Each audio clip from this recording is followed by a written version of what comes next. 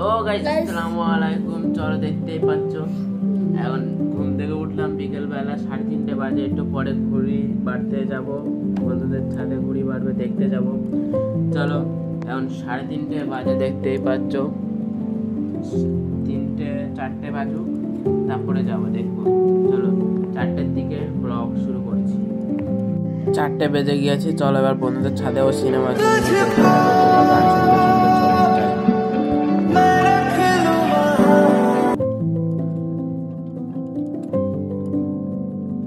Hello guys, চলে এসেছি ছাদে। দেখতেই পাচ্ছ মৌসুমটা কিরম, পানি হবে হবে ভাব।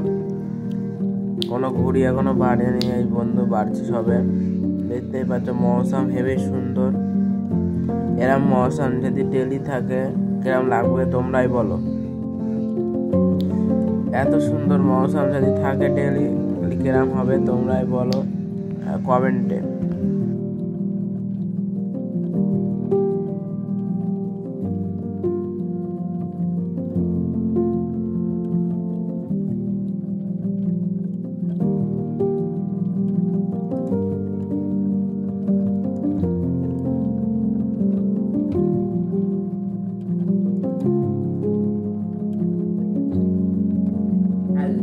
দেখতে পাচ্ছি আমি এখন ছাদে চলে আসলাম। 7:15 বাজে।